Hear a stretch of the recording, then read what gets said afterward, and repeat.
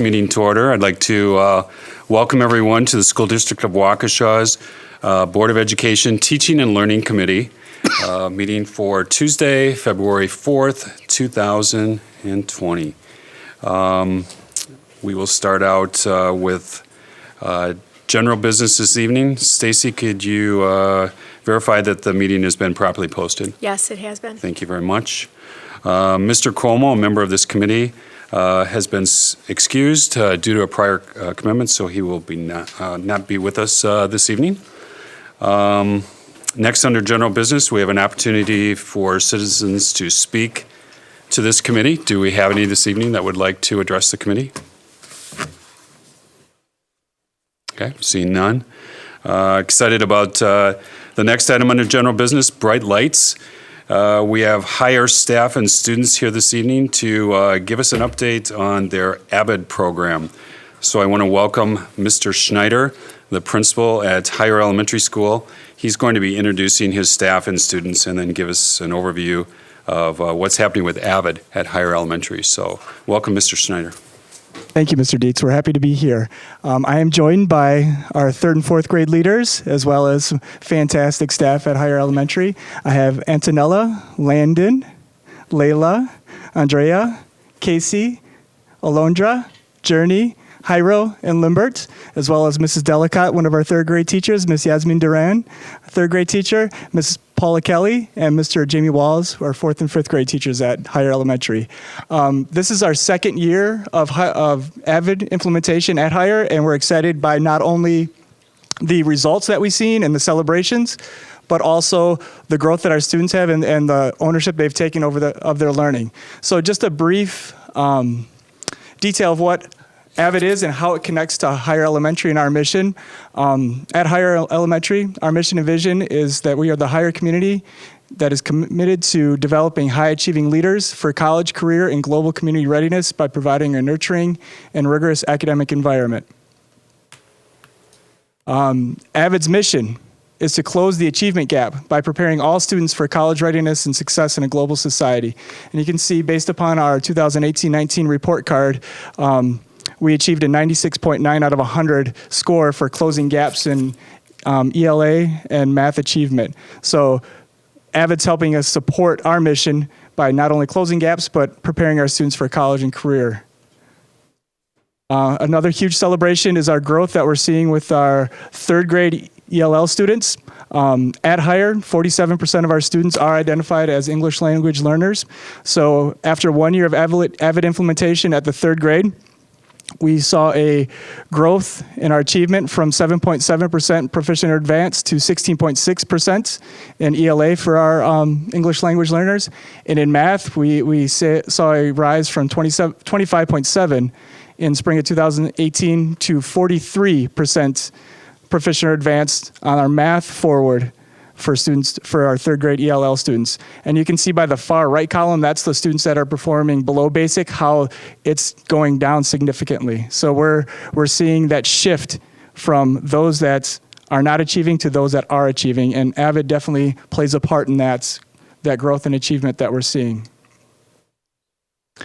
What I'd like to do is pass it over to my student leaders who are going to walk us through what AVID is and strategies that they use within AVID, and they're going to present those to you now. Hi, my name is Landon, and AVID stands for Advancement via Individual Determination. AVID is a K-12 system helping students prepare for college, careers, and life. AVID es un sistema en K-12 destinado a preparar a todos los estudiantes para la universidad, las carreras y la vida. Es un sistema para garantizar que todos los estudiantes estén preparados para su futuro, no defectos sin por destino.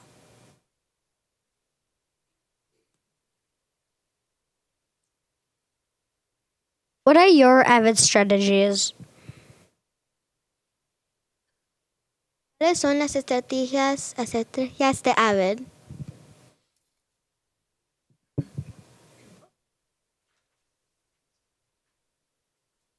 W in Wicker, which means writing based upon reading and inquiry. We have an Avid strategy that is a did you know, which is basically us questioning the reader. Did you know something about the topic that we're writing in in our writing time? Escritura basada en la lectura y indicación. Una estrategia es la que tú sabes es cuando preguntamos al lector de qué se trata.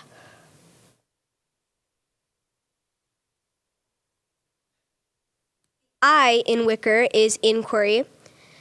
Inquiry, exploration of essential questions. Here in these pictures we have my class, the 4th and 5th grade classroom, went to our field trip to the Fox River. We used water from the Fox River and tried to filter it using different materials. Y indicación, exploración de preguntas esenciales. En esta foto ves a mi clase en un paseo al Fox River. Estamos haciendo el agua más limpia.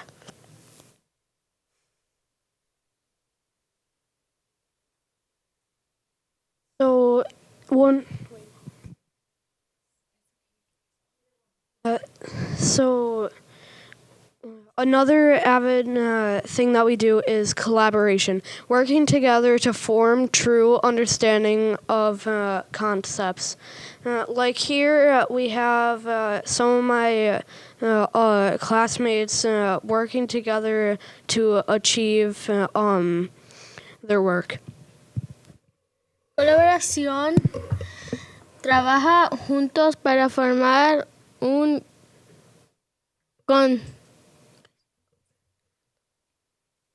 conocimiento de los conceptos. En esta foto, mi clase está trabajando juntos. Another Avid strategy is organization, using 2-column notes to organize thoughts before writing. Like here, there's general info. Like it's way more organized than what we had before. Organización. Usar notas de 2 columnas para organizar sus pensamientos de escribir. Y aquí está más organizado.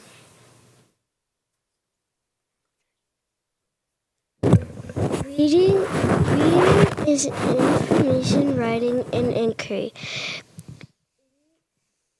Kids are reading and taking notes of what they're reading. La L de worker es lectura, leer para informar, la escritura y la indagación. En estas fotos ustedes pueden ver que hay personas leyendo y dando notas de lo que es de su lectura importante.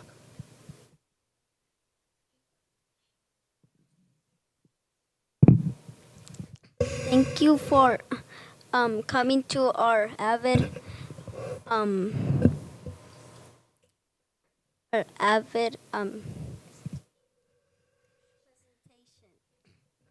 we're going to lead you to an Avid strategy that makes us concentrate and focus on our work. When we say Avid, you say rocks. Avid. Rocks. Avid. Rocks. Avid. Rocks.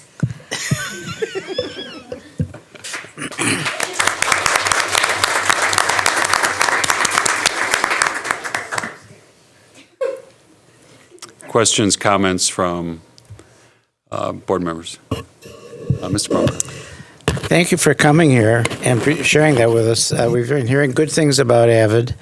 I think, first of all, I'd like to say how well organized you were in presenting this. That was quite a presentation to go back and forth between English and Spanish. And I appreciate it. I'm sure there's people in the audience and on TV that are going to be happy that you did that. That's important. And I would also like to ask one of you if you would tell us something that you personally got out of the AVID program. How has it helped? How has it helped you? Anybody?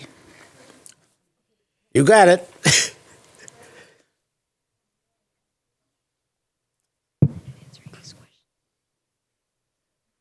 AVID has helped me personally because it teaches us organization and easy to reach places to get our materials instead of us having to look around for our materials during the school day.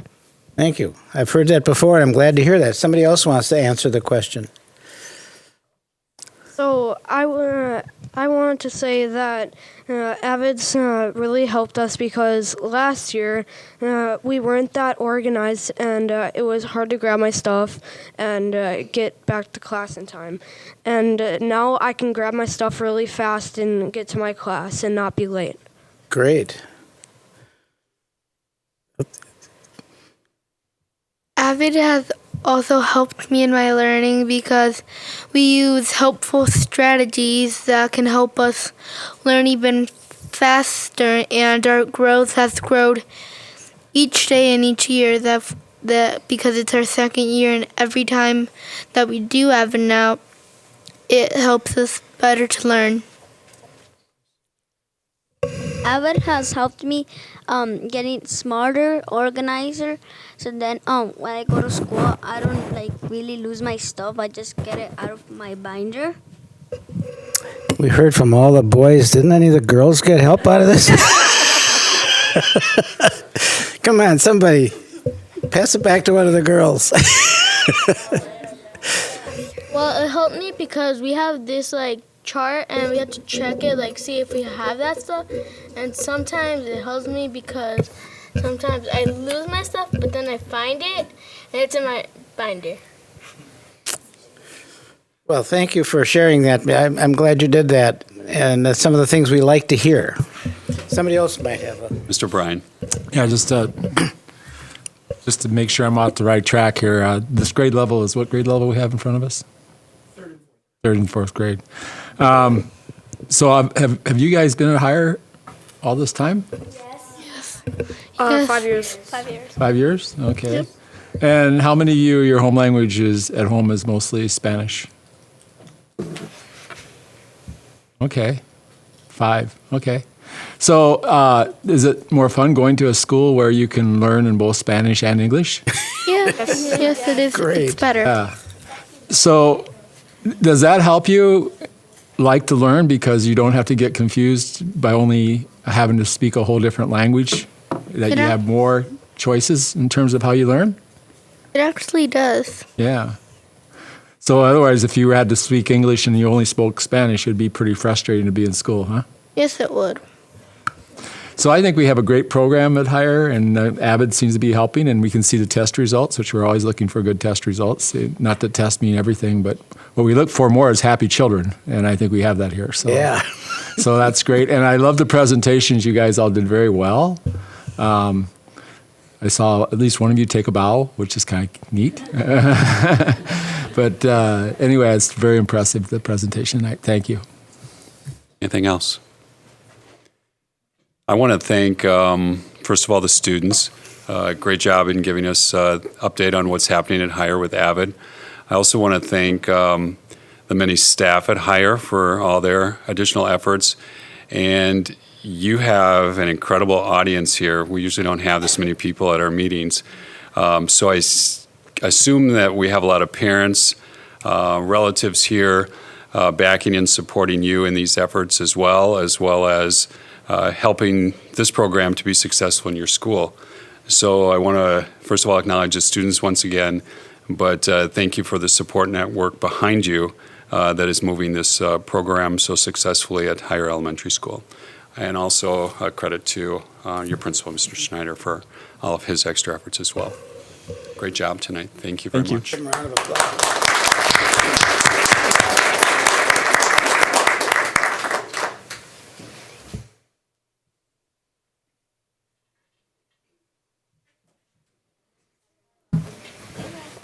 You guys can stay for the meeting if you want. It never happens.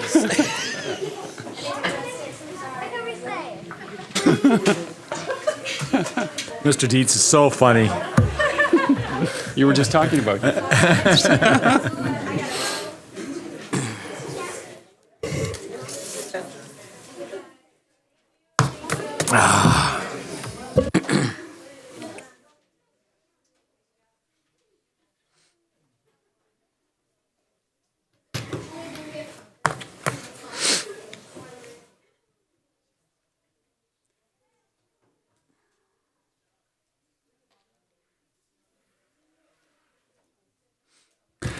Not everybody left. Some people are No, staying. they're still here. Yeah.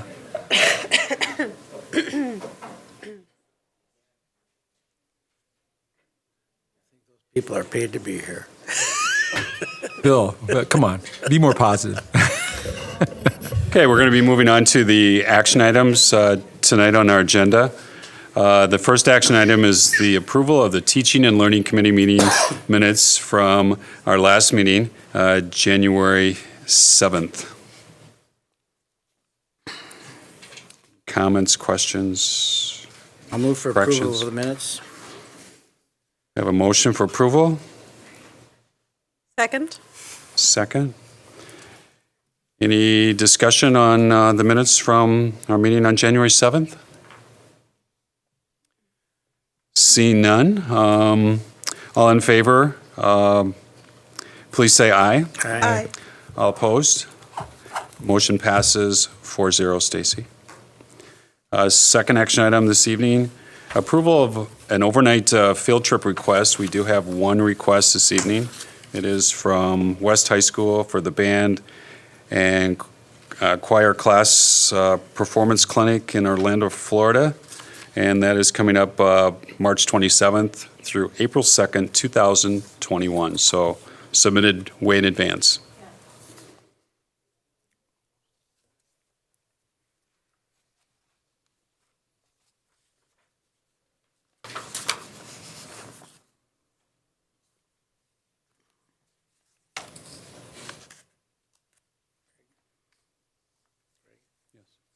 Sorry. Yes, sir. Mr. Baumgart. Yeah, looks like it's very thoroughly done, completely done, and I'll move for approval. Thank you very much. Motion for approval. Second? Thank you, Ms. Roddy. Second. Any further discussion or questions on the approval of this field trip? Mr. Bryan. I just want to say, I mean, we're very accustomed to this field trip. It's done, on the schedule. It's done on almost, been done that way for years. And I think that's fine. I think we also should take into account when we get other requests from other groups of a similar nature in terms of the scope of the trip, that we keep in mind that we do this and have done it for years for our band organizations, music organizations. And that should be reflected and considered when we get other requests from other groups as well. Any further discussion? Okay, so we have a motion and a second for the approval of this field trip from West High School from March 27th through April 2nd, 2021. All in favor, please say aye. Aye. Aye. All opposed? Motion passes. Stacy, 4-0. Thank you very much. Next, we move into discussion information items. That's been a slight change with a combination of those. They used to be separate items. Ms. Landish, could you please describe how we reverted to a different format? Right. So thank you, Mr. Dietz. Just with feedback from the board and reflection from the executive cabinet, the discussion information items sometimes were hard to discern between the two, and the board wanted a little bit more freedom around the discussion aspect. So we combined the two on the executive summary. So you'll see that starting this month with all subcommittees and full board moving forward. That's good. So Thank you very much. So the first discussion information item this evening is the family engagement for students with IEPs. And I think we have Patty Havel. And Patty, if you could introduce our guest. Patty is the Director of Special Education for the School District of Waukesha. So welcome to the two of you. Thank you. Yes, I have Amy Elfner with me. She is our WISPE coordinator from CISA 1. She's going to explain that in a minute. Let me get the presentation up for you. Yeah. Do you have the? Yes, we have other handouts too. Yeah.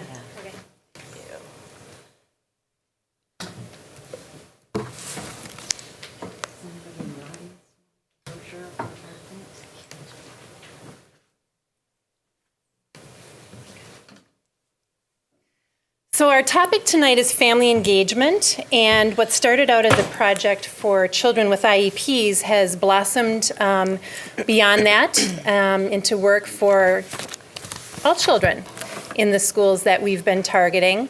1 year ago, Waukesha was granted a stipend to work on family engagement planning, and what we're going to share with you is what has come of that. So as Patty mentioned, I'm Amy Elfner. I'm a family engagement coordinator for the Wisconsin Statewide Parent Educator Initiative, which we're going to call WISPE because that's too much of a mouthful to say all night long. WISPE is a DPI funded grant that focuses on family engagement, particularly families with students with IEPs. And so we provide information, support, and resources to educators and families to build trusting relationships to support their child's learning and success in schools. So about 2 years ago, our grant started a new practice of offering a small stipend to districts that were interested in doing intensive family engagement planning and assessment. And we saw an opportunity for growth and capacity with Waukesha, so we approached Patty and told her about the stipend and said, hey, do you want to come play with us around family engagement and working on practices that engage families that have students with IEPs?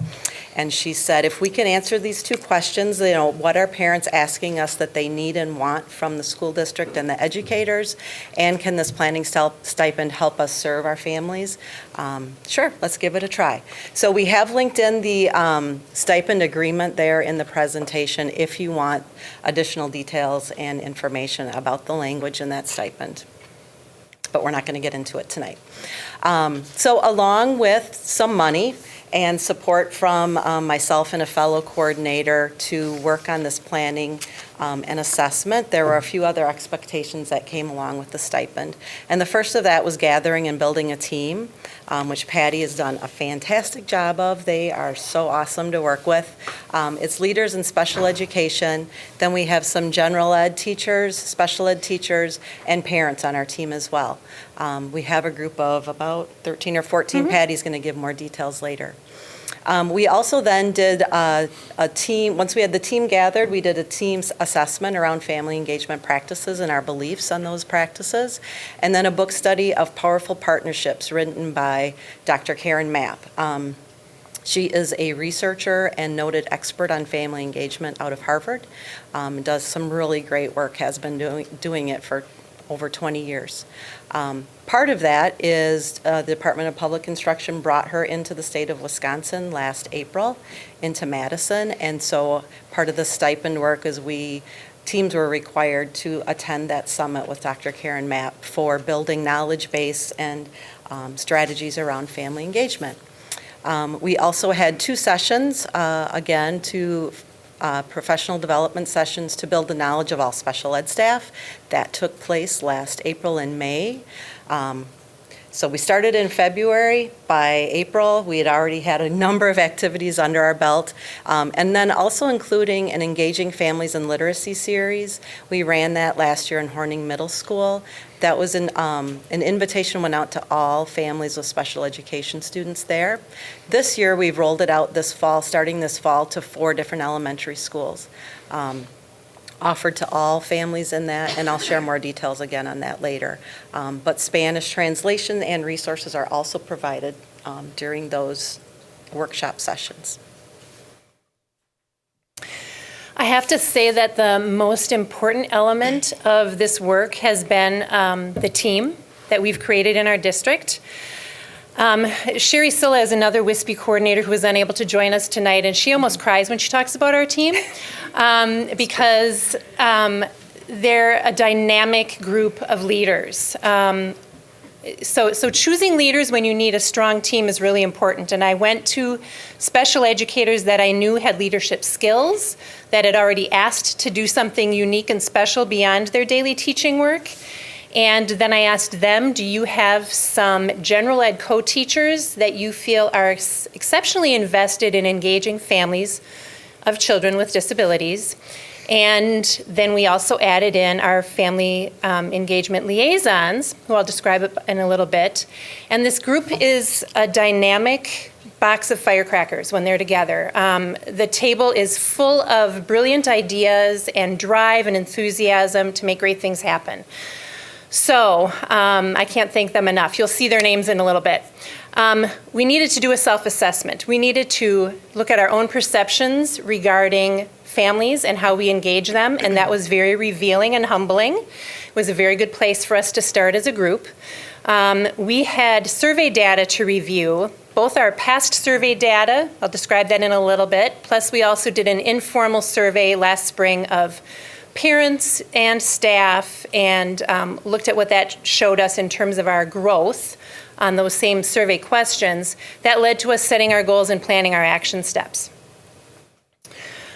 Throughout this presentation, you're going to hear us use the word family rather than the word parent.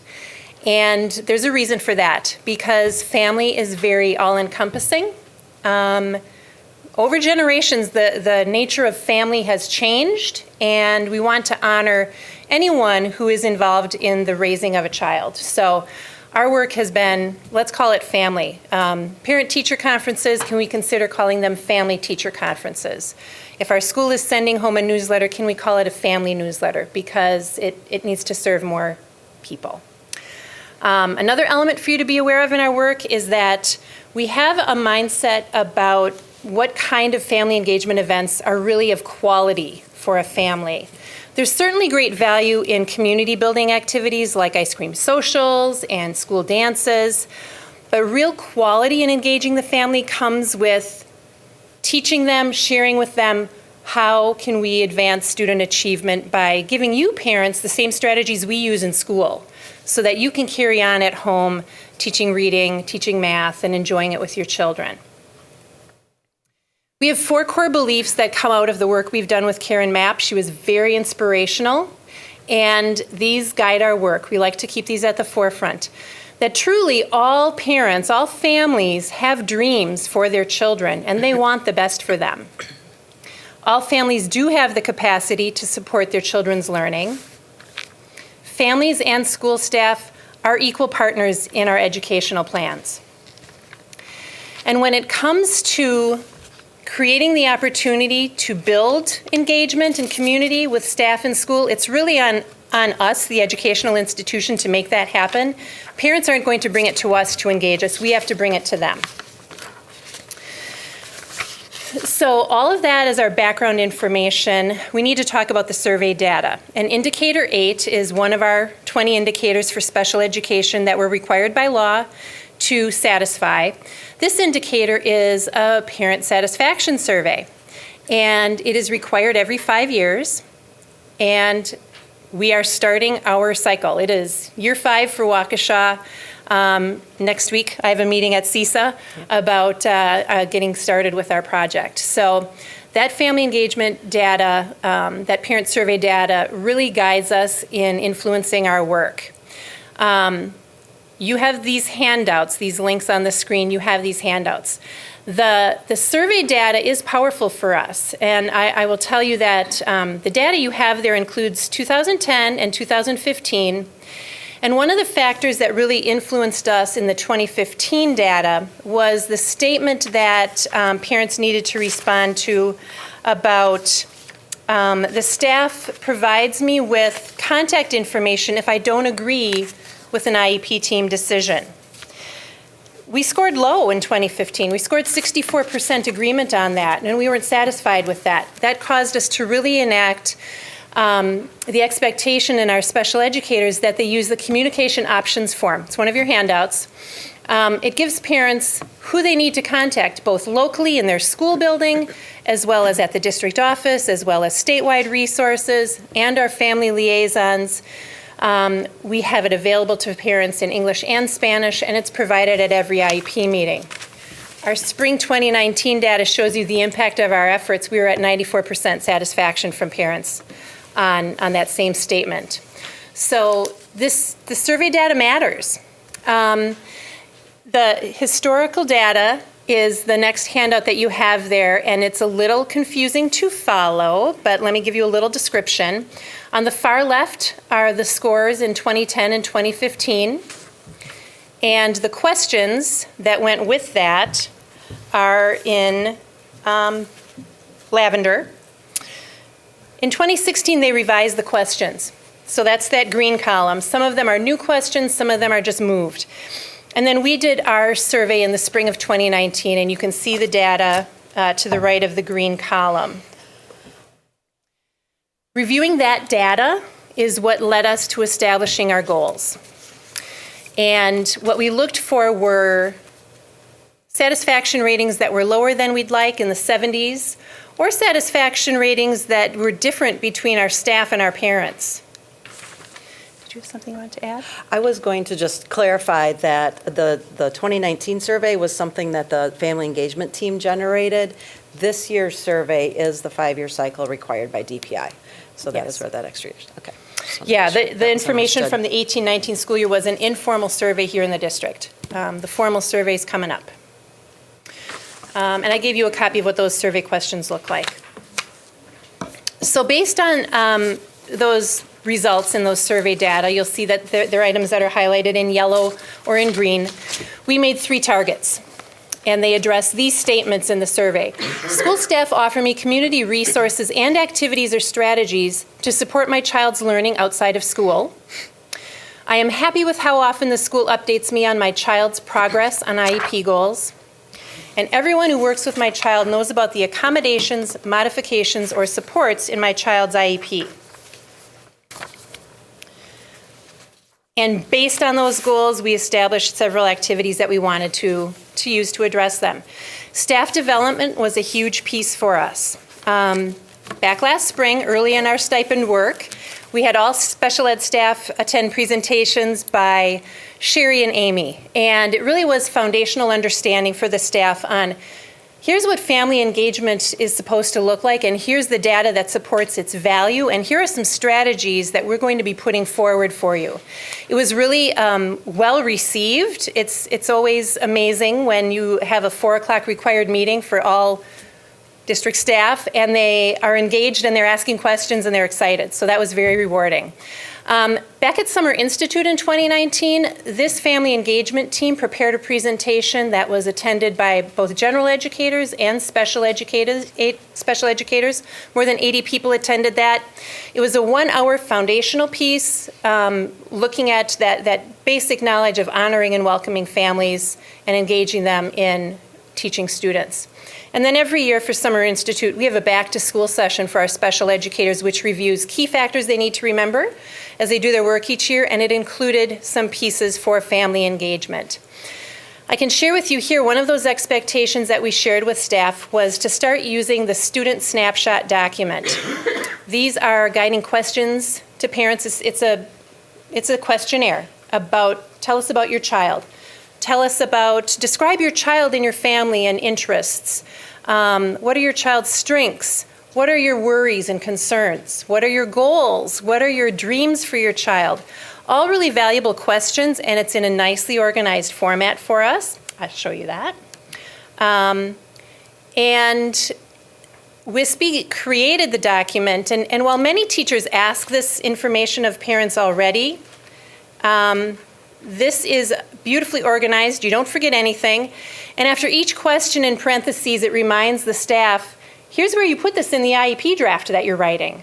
So we We could ask all of this very informally and then realize when we get to writing our draft that we forgot that one piece where we need a parent element in there. This helps us keep that all organized and prepared for us. We do have it available in Spanish, and we've also had our early learning staff develop a version that's more suitable to parents who are bringing their first preschool into special education, and they have a little different mindset. They're not thinking about graduation yet. Two other important expectations that we shared in these staff development opportunities were we shared with our special educators our family liaisons and the purpose for them, and that they should be sharing those names of parents with other parents. Our family engagement liaisons are volunteers. They are parents in the district who have a child with an IEP, and they have expressed an interest in being supportive to other parents. They've gone through training through the WISPE coordinators on just more in-depth knowledge about IEP, evaluation in the IEP process, as well as how to work with parents. They are very good listeners, and they're very supportive to parents in guiding them on next steps. Be that you need to go back to your child's special ed teacher and have a conversation with them, or I know you didn't want to call a director, but I'm going to suggest that this is the time to call a director. And you'll see the ladies' pictures in a little bit. They're very dynamic and super valuable to this work that we're doing. The third important piece that came out of our expectations in our staff development was that we wanted our staff to start sharing with parents our community and transition resource website. This is a tremendous tool.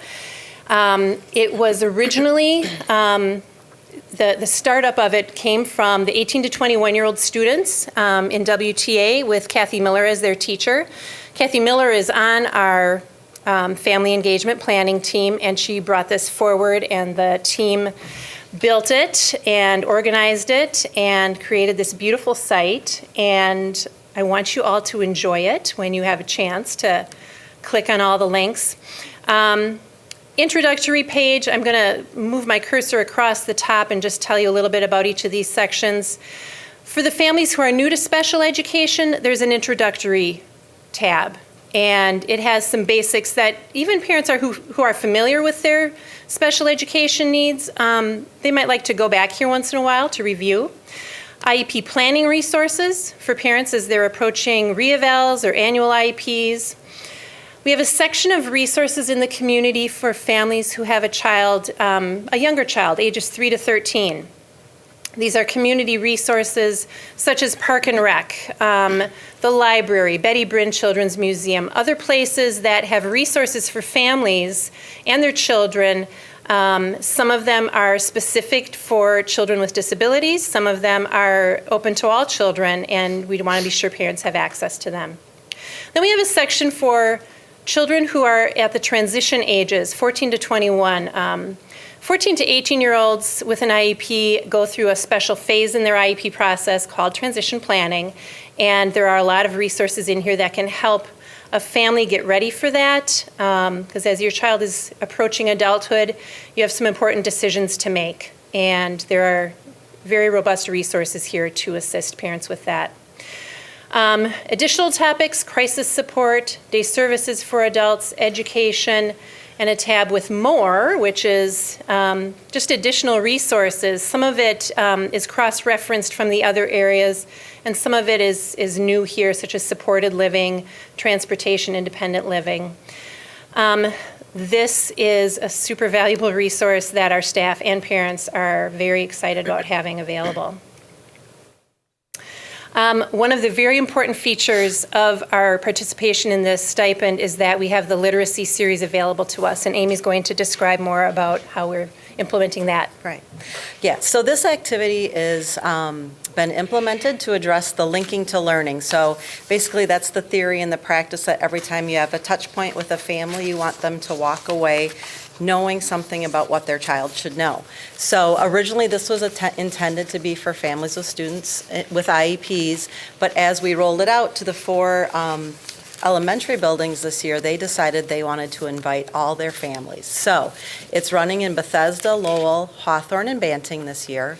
In each of these buildings, we have a team of about 5 or 6 people, including the principal, the Title I coordinator, regular ed, and gen ed staff. So they've been doing all the behind-the-scenes planning.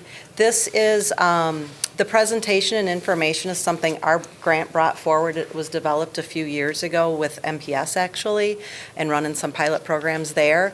We've tweaked it using with our early childhood grant staff over the years, and so we've given the basic presentation to these planning teams, and then they have individualized it for their own buildings, talking about learning strategies in literacy. So for example, the first session, which is now run in all 4 of the schools, we're talking about the 5 components of literacy, what that looks like, learning looks like in the school, what their students need to know, and then what families can do at home to support this learning. So the families walk away not only with the presentation and tips, but resources that they can use at home to support their learner.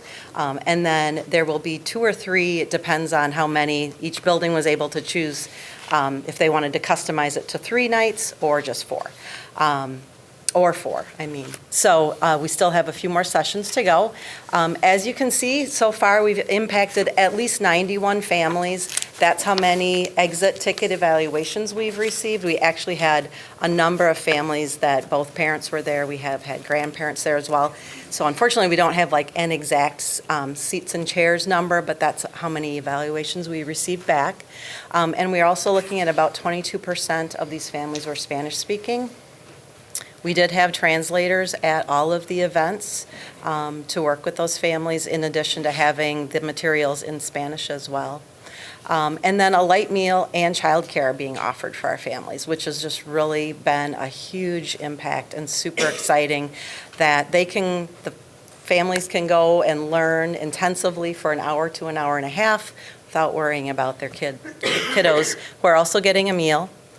And being entertained by high school volunteers, and in addition to some staff there. So the one thing I did want to highlight, in addition to the Spanish-speaking families, and we're so excited about their attendance, is also we are seeing a high number of fathers attending these workshops, which again for our grant is just always a pickle that we can't quite figure out how to get the dads to come in the door. And it really has been astounding. I was at Lowell last week, and again, I didn't do an exact count, but almost close to half were the fathers in the room. So that's been really exciting participation that we're generating.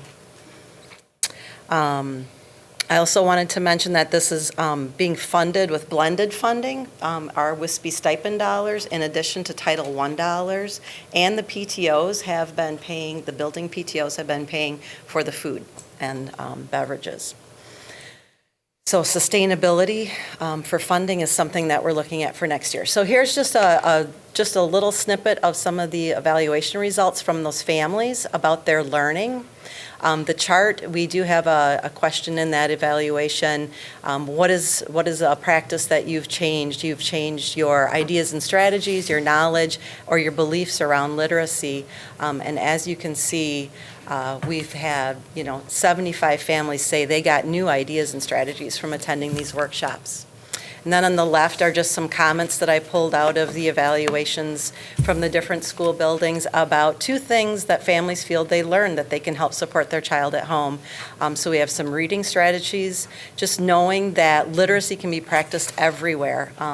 You might not think of playing shooting hoops in the driveway as a literacy activity, but it definitely can be. And then just to make reading fun, and also a lot of comments about families need to model reading and should let their children see them reading more as well. So it's been just super exciting. These teams, again, in addition to the family engagement team, have been awesome in these buildings. And I would note that there is a member from each of these 4 elementary buildings on the family engagement planning team. So we're kind of getting that whole big mesh circle so that we can start spreading the knowledge of family engagement practice in addition to these literacy series. So it's been super exciting. One additional activity that we've had in place for several years, but it has some added flavor to it because of the planning stipend. We do roundtable events each year, and these are evening events where parents are invited from across the district who have a child with an IEP, and they come and they meet with at least one director, maybe all three, as well as some special education staff. And there's a theme or a presentation to the night. These are our topics for this year: the College and Career Ready IEPs introduction, communication strategies in working with your school team, and then transition planning. And we have some outcomes to share. So in January, we did an informal survey of principals, staff, and parents, and looking at our 3 goals, one being that the IEP is communicated to the other staff who work with my child who need to know about the accommodations. 90% of our special ed staff said that they do provide the IEP at a glance. That's our tool that condenses those accommodations for staff. They're providing it in email or face-to-face meetings with staff. In the comments, they did talk about time, and so time can be a really tight commodity when you need to have meetings with a variety of staff for a variety of students. And we learned from those comments that some schools have great systems in place for that, so that's going to be a goal for us moving forward, as to how can we expand those good strategies to other sites. 32% of the staff said they revisit the accommodations quarterly or trimesterly. And to that point, I like the quarterly or trimesterly revisit with staff. I like the idea of more than 32%. So there'll be another area for us to talk about with the planning team. And 49% of our staff said they inform parents that the child's staff, the child's teaching staff and support people have been made aware of the accommodations. Again, I think that's something for our planning team to talk about. I'd like it to be more than 49% informing parents. It may be that teachers know and parents don't know that their child's team is aware. The second goal, reporting progress on IEP goals. 90% of our staff said they mail or email progress reports. Excuse me. 80% of our parents acknowledge that they receive those, and 50% of parents seem to be unsure. They're not sure what they're looking for. So better education for parents in that regard. 30% of our special ed staff also use a unique communication method to give general education updates. That might be, in our digital age, it might be a common Google document that the parents and the teachers can go back and forth on to communicate with each other. 62% of staff said they use this for only specific students. And 34% of parents said that they receive general information on a quarterly basis. So this area of work for us is around, do parents know what progress on IEP goals versus general progress means? And then the third area is providing families connections to resources. 94% of our staff said that they have shared that website with families. We've received positive feedback from staff and parents. I've had only one person give anything negative, and it was that there was too much information. Yep, there's a lot of information in there, so scan through it at your leisure. And many of our special educators commented on this question that they have added that link to their email signature. So every time they're communicating with parents by email, it's a reminder there. It's kind of a reminder to yourself, even when you're writing the email, that I need to remind parents to look at that link. So very good outcomes, as well as areas for us to focus on as we move forward making our next round of goals. Additional outcomes that we can talk about, we've got the Indicator 8 survey coming February through June. We'd love to get our results before school starts, but it might be October. So we'll see. This fall of 2019, Sherry Silla and I presented at the State Leadership Conference. We were very well received because of our work we're doing that supports the Indicator 8 survey as well as procedural compliance and self-assessment. Actually, DPI is very pleased with Waukesha right now, and they are featuring our district in a video on the Family Engagement Planning Stipend. So they brought a media team to the district and filmed one of our events, filmed our leadership team, and interviewed several of us. So when that video is ready, I'll let you know. And this spring, come April, Joe Cook, Sherry Silla, and I will be presenting at the conference for school district superintendents as well. This list, these are my people. This is that box of firecrackers I mentioned. Special educators, general educators, our parent liaisons, and Amy and Sherry from CISA, who have been tremendous supports. I can't say enough about the value in these people. They are tremendously invested in this project. These are our parent liaisons, Jaimee Cannon and Lolita Tovias. Jaimee has been a family liaison for 3 years, and she has become so comfortable in the knowledge she's developed.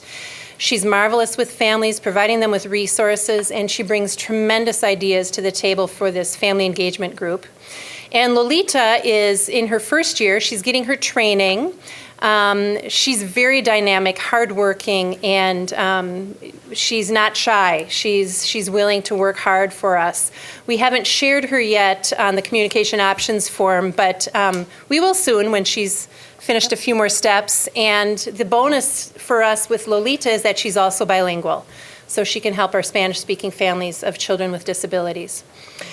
One of the fantastic ideas that Jaimee Cannon brought to the table is how I'm going to close our session. I want to tell you about our family portrait event. It was a lovely day that Jaimee brought forward as an idea.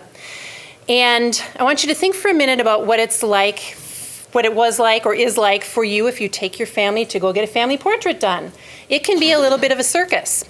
And if you have a child with a disability, you might not be able to engage in that circus at all.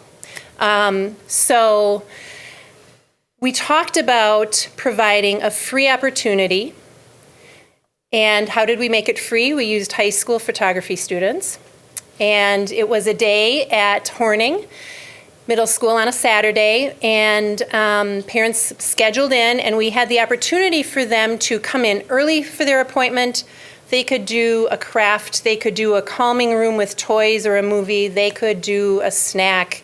They could do that before their session or after their session, whatever their family or their child with disabilities really needed. They could also let us know if it was best for them to have natural light or flash photography. For some children, bright lights, bright flashing lights, not a great idea. Could be very dysregulating. So it was a very, very busy day, and families were thrilled, and they got fantastic pictures. Some of them had never done a family portrait before. The teenagers, the teen photographers, are so excited that the graduating seniors said, "But I want to come again next year. Would you let me do that?" That big team picture, that includes our volunteers for the day. It includes my family engagement planning team, other special education volunteers, as well as the high school volunteers. This is an event that really wasn't about learning, literacy. It was about that relationship that we need to have with families. So the value in that was huge, and it's going to be a repeat this coming fall. That's great. Do you have questions for us? Baumgart. Yeah, would you start that over again so we can? No, not really. Not really. But there was something in there that I was excited about, and it's kind of strange. Sometime early last winter, probably, when the family engagement thing started, I heard about it and got into a conversation with one of the principals of those 4 schools, and because I have felt for some time that it's been a void to have family engagement, period. And we needed to do that. And I thought at that time when I was talking to this person, well, this is great, we're doing family engagement finally. I didn't realize at the beginning of that conversation that it was because of the family engagement for the IEP students. And it's kind of an embarrassment that we didn't get it going, period, earlier. But the fact that this got it going, and by the way, the results that the conversation that I had was very, very positive for all families at that particular, that was probably the first time they met. I don't know, has it been continuing now? Yeah, there's 3 or 4 sessions, depending on how they want to lay it out in their building, so. Yeah, so they're someplace in that process right now at all of those schools. Yeah, they'll all be finishing up by the end of And I was April. just thrilled when I saw that this was happening finally, and the fact that it got the start through the stipend and the IEP program, and we added the rest of the kids into it. Wow. Yeah, and I'll add that the stipend the planning stipend isn't just a dollar amount that we receive. We receive resources. We receive tremendous support from the WISPE coordinators, as well as some prepared resources. So the literacy series is a set of prepared presentations that we're given, and then we can change them up to suit the language in our district because we use the comprehensive literacy model. There's some specific language that we want parents to get from that, and each building might want to tweak it a little bit more to their audience as well. So there's this robust source of information that we had to start with, which helped it get going more easily. Now, we're at 4 schools right now, but will that be expanding? Yes. It just so happens that we chose these 4 schools because members of the planning team are in those schools. Okay. And I said, okay, we're going to go to your school, and you're going to be there to talk it up and get things rolling in your school. Those 4 schools also happen to be Title I schools. Next week, Title I has a planning meeting, and I'll be there, and we'll talk about those 4 schools' experiences, and we'll expand it for the fall, probably, to the rest of the Title I schools. The schools who did it this year are going to be repeating it year after year after year because they have it now. And it's the Title I teachers themselves are super excited about it because family engagement is a part of Title I work as well. And this is even more robust than they've been able to provide. So great value.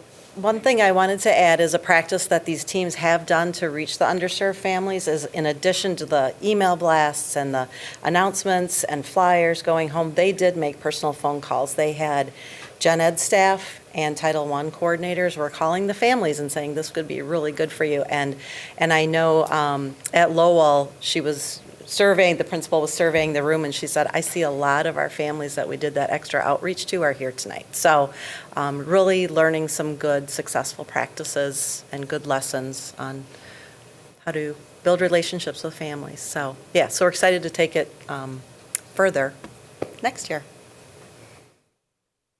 Mr. O'Brien.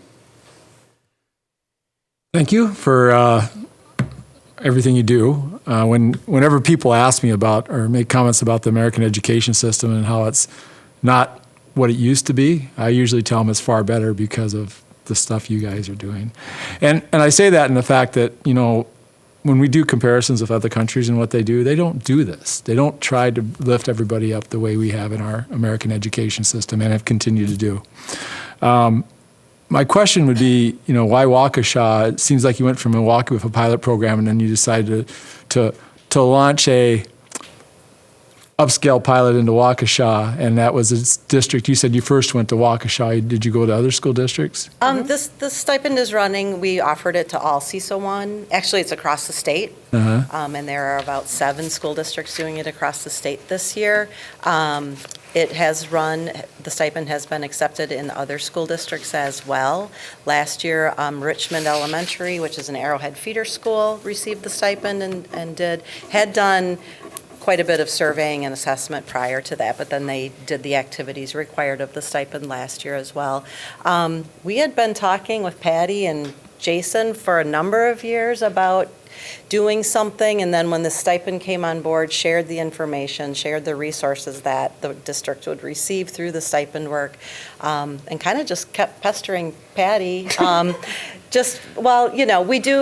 We work with families. We get direct phone calls and we do supports for families, and we just said, we really see an opportunity here, not only for your staff, but really for the families in Waukesha, that we could not only improve your Indicator 8 data, but some of those achievement gap datas, and you've got a good demographic mix, especially for Waukesha County. I'll just put that out there, that we've got families that we really want to work with. So it was just a great mesh together of, we had the opportunity, she has the energy, and I will say the team members are great, but Patty is a fantastic facilitator and leader, and she gets everybody energized and gets a lot of work done in between the team meetings. So we are excited to work with Waukesha. Yeah. Well, Waukesha, since I've come to the community 30 years ago, we've always had this great reputation as a school district that really does well with special needs children. And I'm impressed that when we had a score that said, we're not doing as well as we probably should be in terms of engagement with parents, that we took the steps to address that, and we've made progress.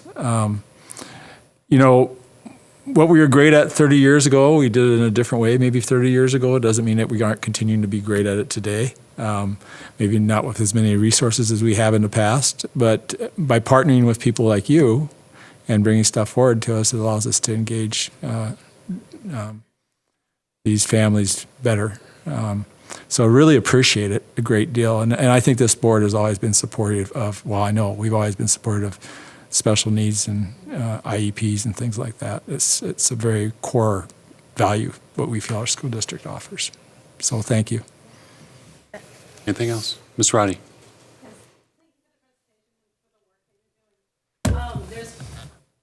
All of this is great, but there was a piece that kind of stood out to me. When you shared that the funding that you're getting, it's shared funding through the grant Title I for PTO.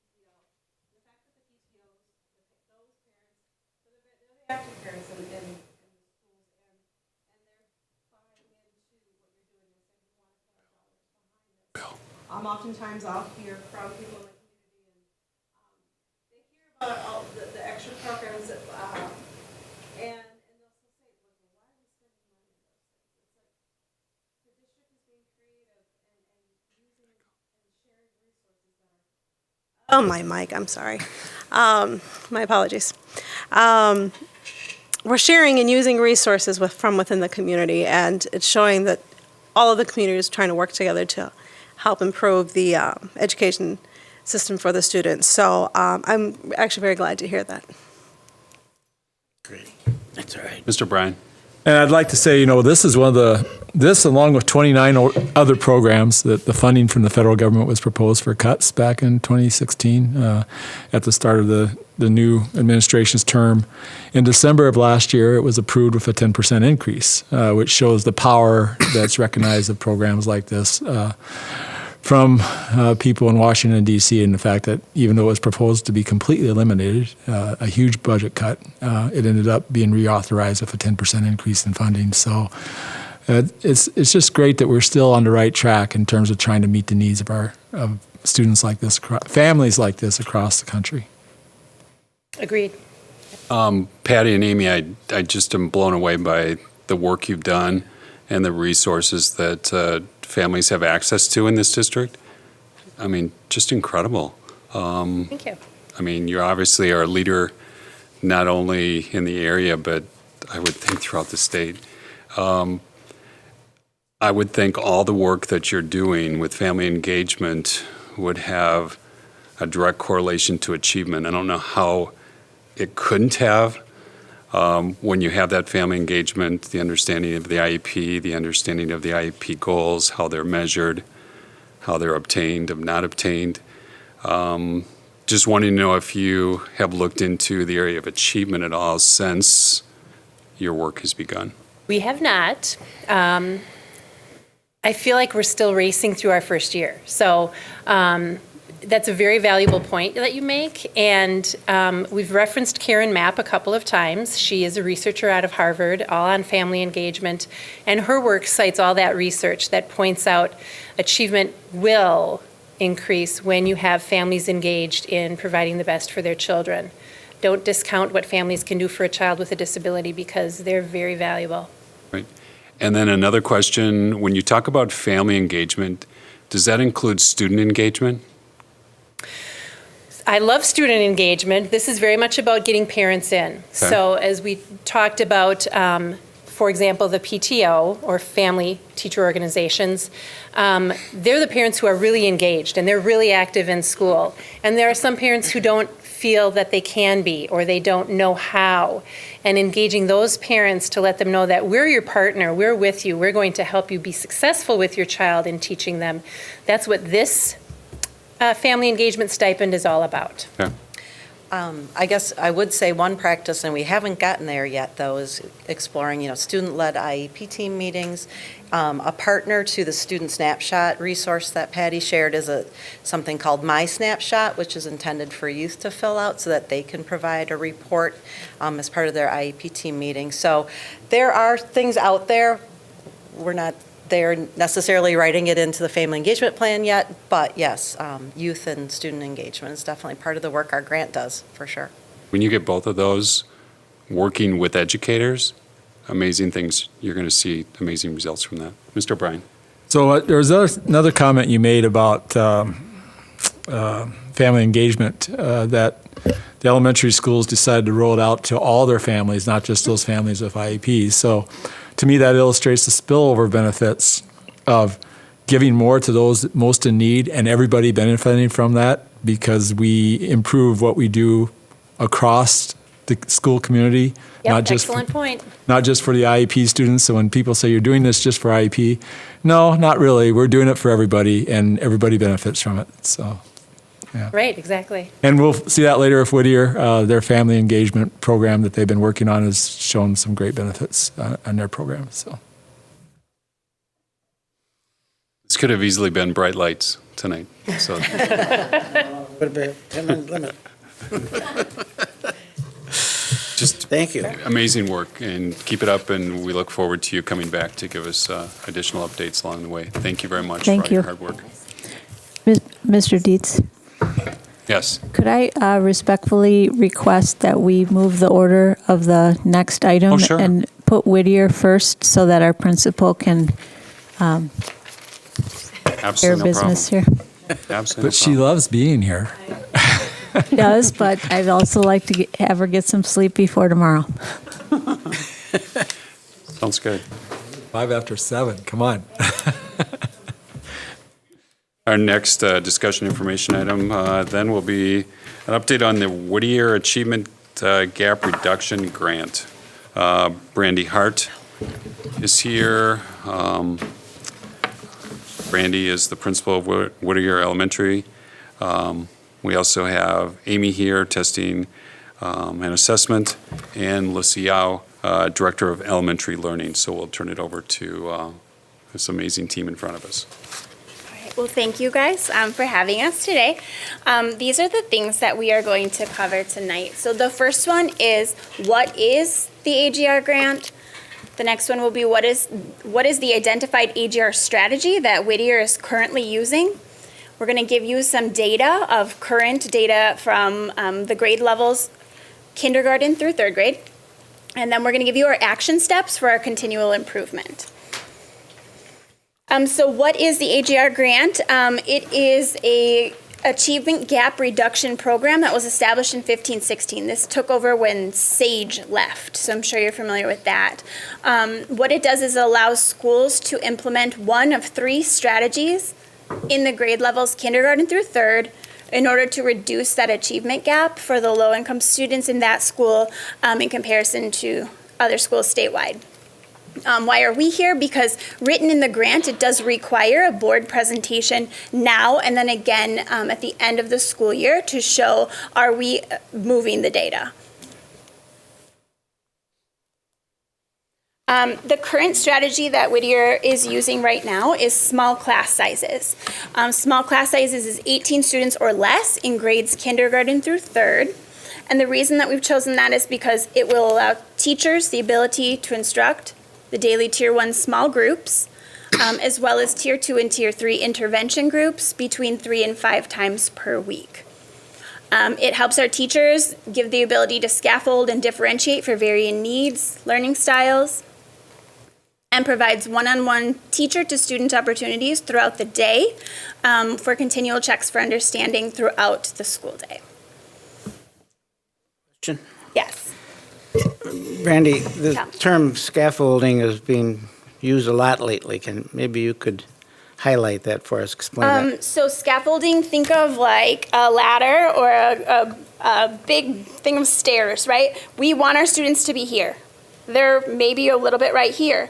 We can't just go from down here to up here with one move, right? We need to move here and then here. So steps up to get the students to where we want them. So I'm going to go into the data that we currently have right now. And when we come back in the spring, we are hoping to achieve those end of the year goals that you see in the far right column. So this measure is different than second and third grade. So that's why kindergarten and first are just on their own slide. In kindergarten and first grade, we don't take the reading map assessment. So we're using running records. The School District of Waukesha has given us some guidelines of where students should be reading based on whatever benchmark you're looking at, beginning, middle, or end of school year. So you see we have 1%, so one student in our kindergarten group right now that is at end of year benchmarks, and 53% of our students are meeting benchmarks in first grade. Our goals for end of the year are 50% or more of our kindergartners will reach the end of year benchmark, and 65% or more of our first graders will meet our end of the year benchmarks according to the running records that we use. Keep going. Yeah. So second and third grade, we do take the MAP assessment.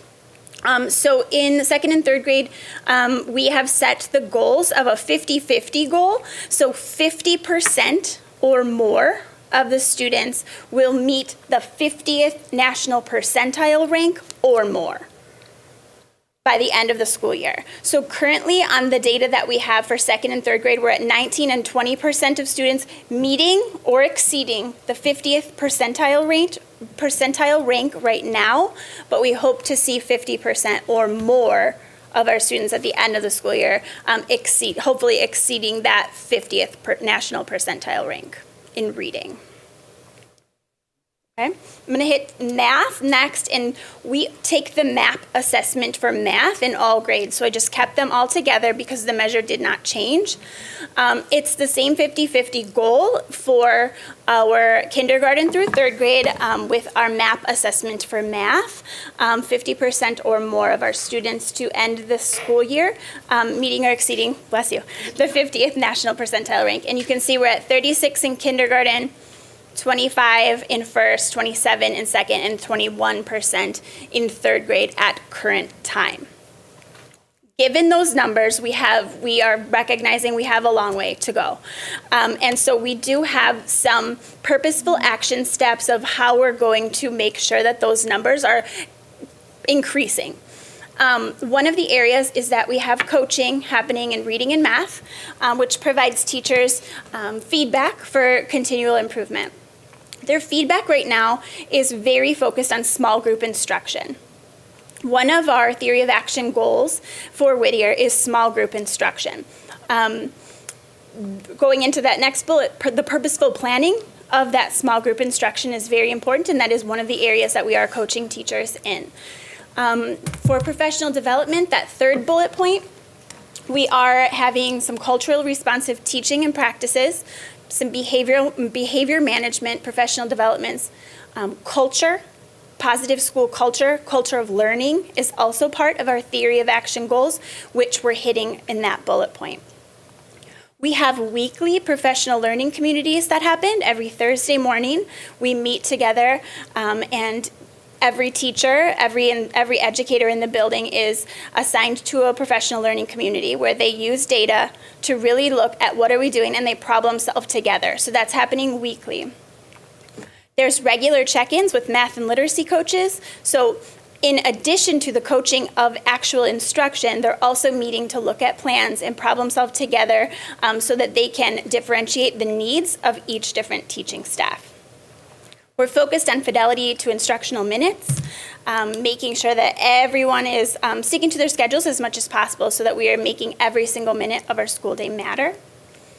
Application time, when students aren't with the teacher at the at the small group instruction table, the application time, what are the kids doing that are not at the small group? That is another one of our theory of action goals is we take a look at that. When we walk through the classrooms, helping teachers and supporting students, like what are we working on and what are we practicing in the classroom? And then our last one is our I time, our intervention block, is fully in use every single day. Some grade levels, it's between 3 and 5 days a week where teachers would have an additional small group instructional planning time with students at their table. That is hopefully helping us close that gap for children that need a little extra than just the universal instruction.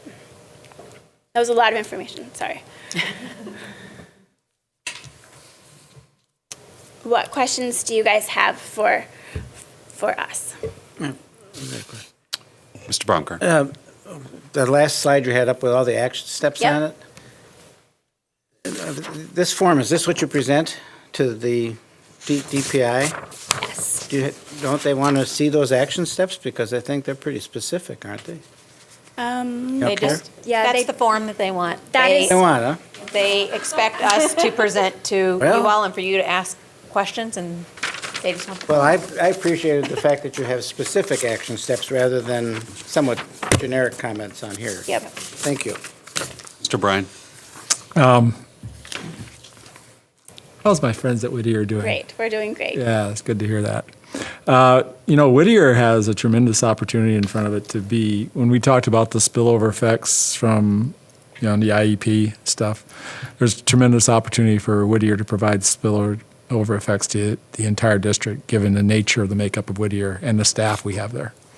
So when I look at our efforts with the smaller class sizes and what we're doing with this program and the active steps, one of the things I'm a little bit interested in is how do we make sure that as we move through with these success with these children, because we're going to have success, right? Yes. Is that correct? Yes. Yeah, we're going to have success here. So, and we are having success, Yes. not just going to.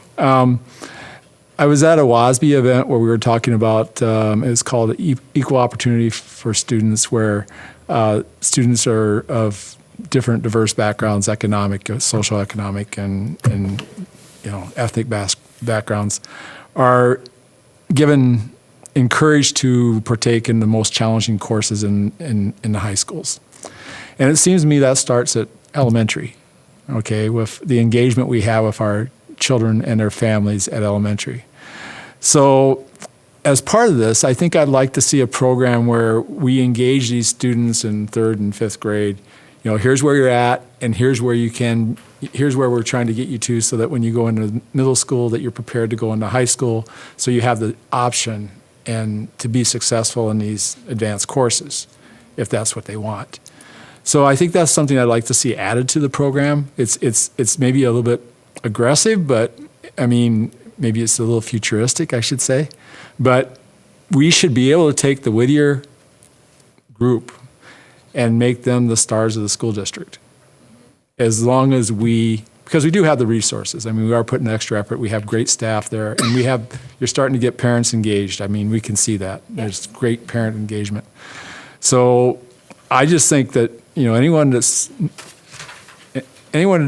moving into the district, that moves in the Whittier attendance area, if they're thinking of choicing someplace else, they're making a big mistake, because it really is a great opportunity to be part of a great environment. And the opportunity we as a district can use to build on these programs that then we can expand across the district to our other elementary schools. To me, that's, Whittier is just a great opportunity for us. I agree. Yeah. I agree.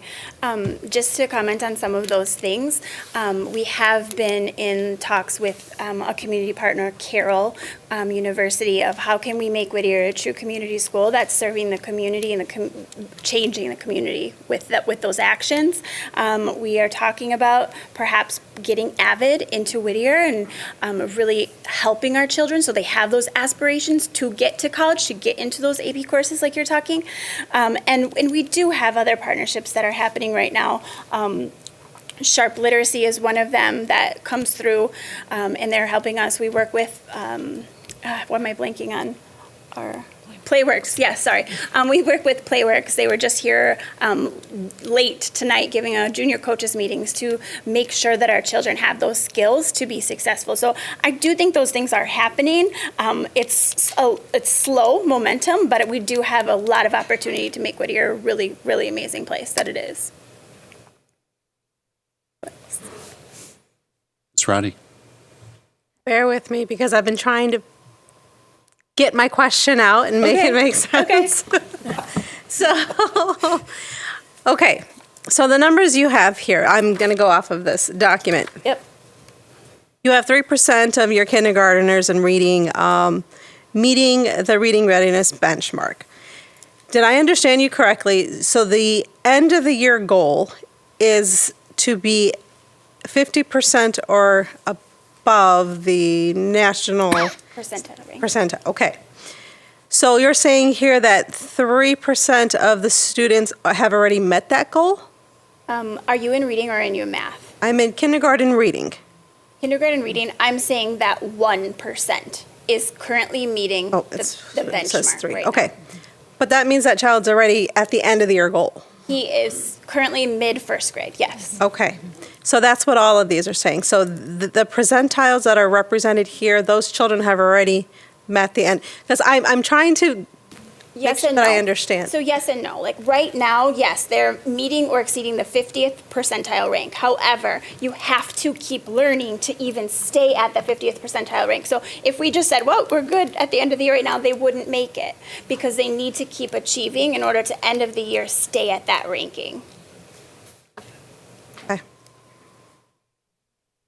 They have to continue to grow through this school year as well as students who are not at the benchmark. They've got to continue to grow Right. as well. Okay. Thank you. Okay. I'm trying to process this in how I get grades and stuff for my children. Sure. So I think that's where I'm getting stumped up here. When I get a progress report, it says either they're it's proficient, they're in progress, or something to that effect. Teachers always say, "Don't panic. We're only at the first trimester. We have the rest of the year to get to proficient." So with that understanding, I'm looking at this saying, "Wow, these kids are already a step ahead. They've hit their end of the year goal at this point of the year. Right. But they still have time to continue making progress." So like I said, I think I'm confusing it in my head, Right, but with the two. Okay, thank you. Well, that I had the same question in my head, and I think I've worked it out. That one person out of the 31 is meeting the objective. When was that test? When did you put that number together? It was about the end of the first trimester, so near a little bit before Thanksgiving. On Thanksgiving. Yeah. So there was a goal they had to meet in November, Yep. but it is not the same goal they have to meet in May. Correct. That's what I need. Correct. That help? Okay, yes. The goal keeps moving as their learning continues. I understand. Thank you. Thank you. Brandy, do the students at your school have any opportunities for engagement in like goal setting to improve their MAP scores? Do they know what their current level is and when the next MAP test comes up? Are they aware of that and trying to improve on that and be more engaged? Right now, we don't have a consistent way to goal set that the whole building uses. Sure. But there are many different teachers, especially in grades 3, 4, 5, that do goal set with their children, to the point where they get done with their assessment and it shoots their number up and they are super proud of themselves. They are disappointed. They wonder what they did, they needed to work on, which is really good because it's getting kids to start looking at, like, I can still keep improving. Right. Because that'll follow them along throughout testing 100%. all the way through high school. Mm-hmm. We have to keep them engaged in testing and involved. Yep. And just the second comment I think it's really great that Melissa, Director of Elementary Instruction, and also Amy, Director of Testing, are with you here tonight presenting. That tells me, first of all, that they're involved and invested in the work that's happening at Whittier. Not that I'm surprised that they are, but it's really awesome to see you here working together and collaborating and making it a priority in the district to make the students at Whittier be successful. So I want to just thank you for that collaboration that's going on behind the scenes. Mr. O'Brien. So you did mention something else tonight. Question about Whittier is now becoming probably. Thank you for advising me I should turn on my microphone. Back to one of your comments earlier about Carroll and that you engage with them. Whittier has become one of the schools that's really in Carroll's area now that allows them to take a very active interest in what's going on at Whittier. What I would also say about Whittier is, South High School, which is the legacy high school, the what should I say? Always has been the high school here in Waukesha. Is just up the hill. It's a great location for us to do a lot of things in a multi-linked way. I guess how you say that.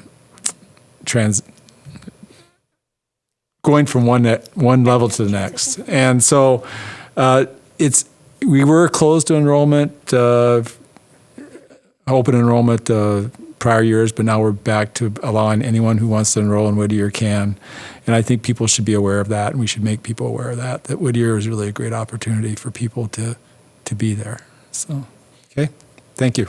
And Brandy, thank you for your excitement and the positivity that you bring to the position of leadership at your school. It's obvious to me tonight that that's happening, and I'm sure it's obvious. It's amazing. And I'm sure it's obvious. And that might be the reason why we moved it up, so you can. Yes. Bedtime is probably Thank like you. 8 or whatever. So, whatever. Thank you so much for the Thank you. presentation tonight. We look forward to having you back at the end of the year. Sounds good. See you then. Great.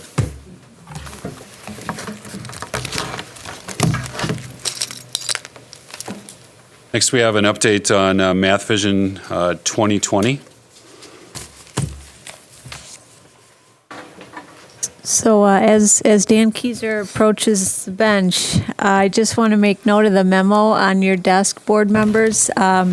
This is a parent communication as just a matter of information for you. I always think it's important that as we communicate, we send out mass communication to parents that the board is aware just of some resources. So should you get any phone calls, this is something that you can answer and have quickly at your disposal. So always want to be in touch with how we're communicating with families.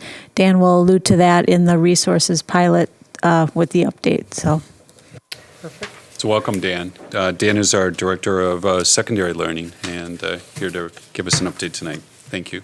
Yes, good evening. Thank you for the opportunity to provide this group with some updates on what we've been doing since you approved us moving forward this past fall. Just as kind of some grounding in terms of our process and where we have come, so that you know where we are heading, is this has been a multi-year process. We've done our deep dive, we've done curriculum mapping, we have investigated our current results as opposed to what our desired results are. And so we've come together with a team of 18 teachers representing all 3 of our high schools, and we've done the work around developing a vision, unpacking our standards, and looking at this new vision of an integrated storyline. And then once we've done that, cross-checking with our expected outcomes that we report out publicly. So looking at our ACT standards and how this new model would look like for our students who are choosing to go to post-secondary educational institutions.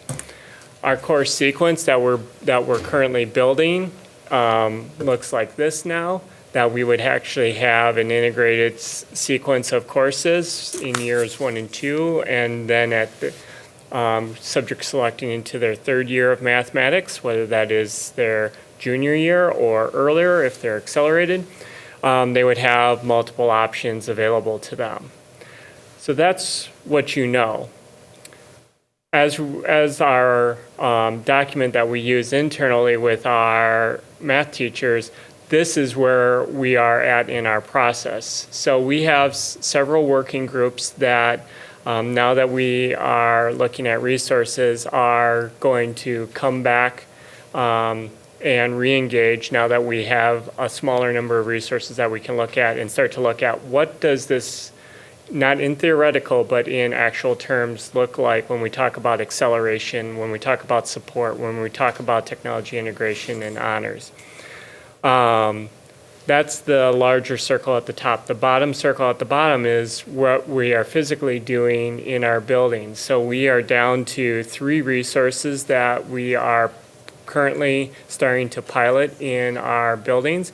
I'm happy to say that East Alternative reached out to us and have been included in piloting those resources. So no longer are we just the 3 high schools. We're actually the 3 high schools and our alternative school out at East. And these are the 3 resources that we are currently working through. The Reveal Math is McGraw-Hill, and the middle, Envision Integrated, is from Pearson, and then the integrated one from the Dana Center is actually a product, it goes under the title Agile Mind. All of these resources are resources that we have had initial PD to ground teachers who wanted the opportunity to hear directly from trainers from all three products so that they could be comfortable in using these resources. So moving forward into the spring, these are the three resources that teachers will be using with their students. The letter that Jody mentioned was a suggestion from this training from the teachers saying, we just want to be as transparent as we can, and being able to communicate out is one thing, but being able to have something physically written is a step above. So drafted this memo, which has been translated and is now available to all of our teachers who are choosing to pilot these resources over the coming months. So what do we mean by pilot? What are we really talking about? Well, in order for us to actually go from 3 down to 1 and make a recommendation that would come before the board, we need to have a process for doing that. So what does that look like?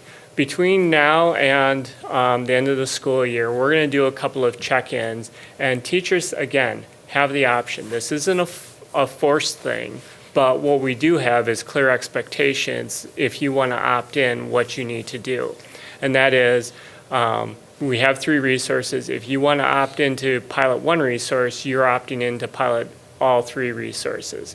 And the threshold for piloting is really a low bar.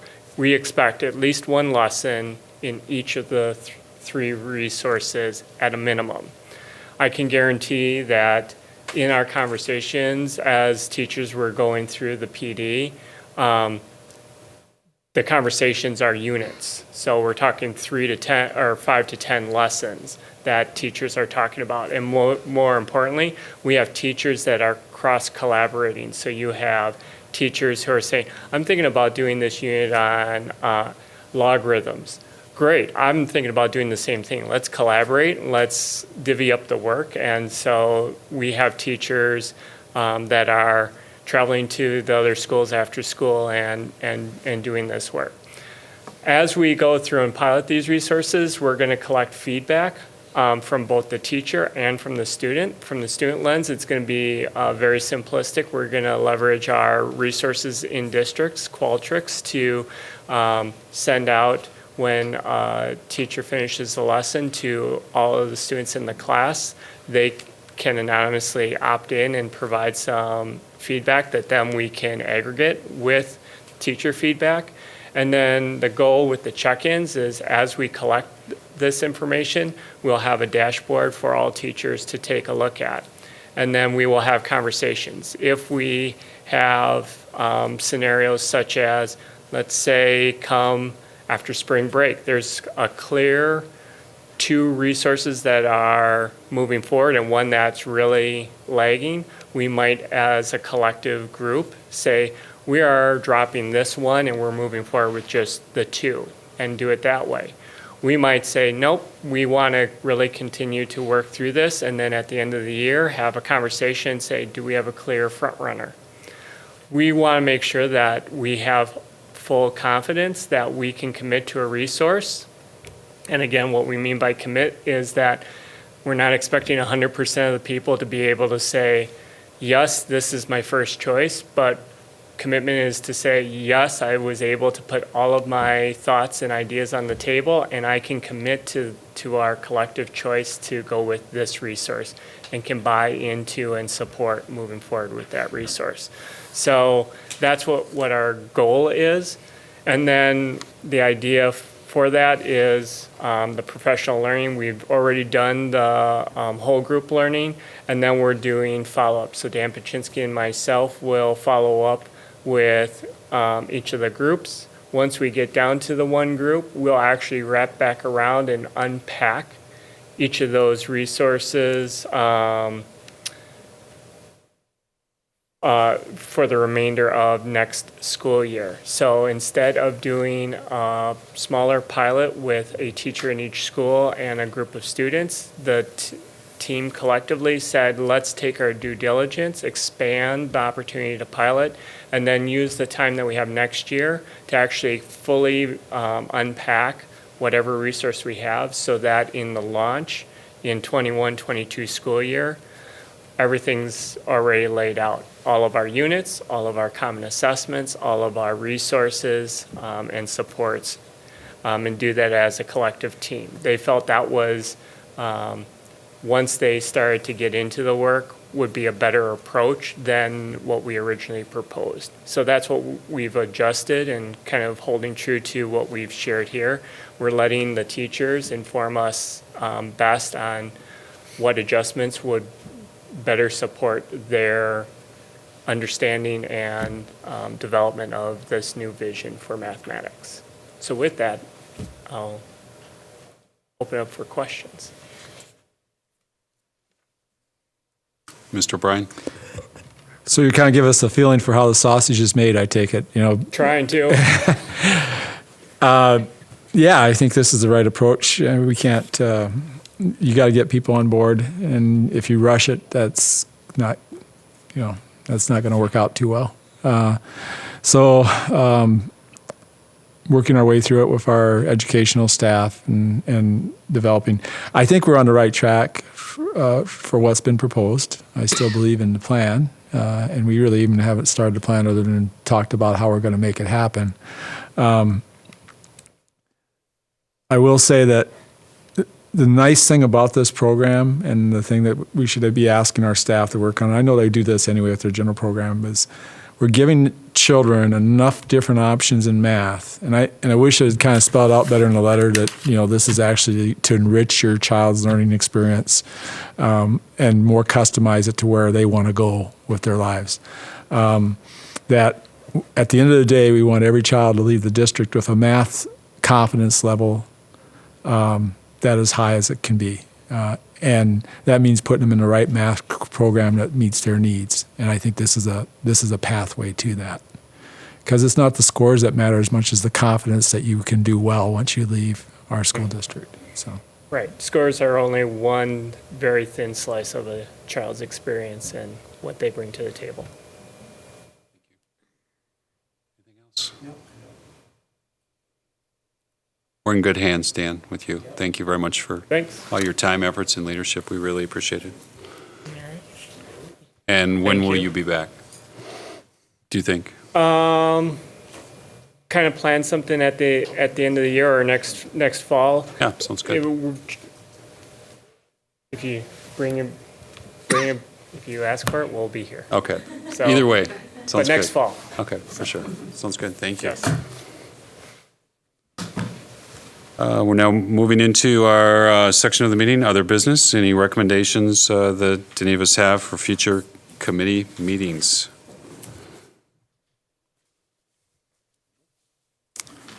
I could just preview again. I'm kind of doing this for you guys because I know you get so excited about next month's meeting. So next month, Meadowbrook will be here to highlight their AVID implementation. And then we're going to have elementary word study with Melissa Yao, sharp literacy update on coding with Melissa Yao. It's the Yao Show next month. And then give you some updates on our redefining ready benchmarks. We haven't revisited that in a while with the board. That's sort of that right-hand side of the board achievement goals document. So we're going to get into some of those career ready indicators and go over those with you. Sounds good. Mr. Bryan. About the future meeting.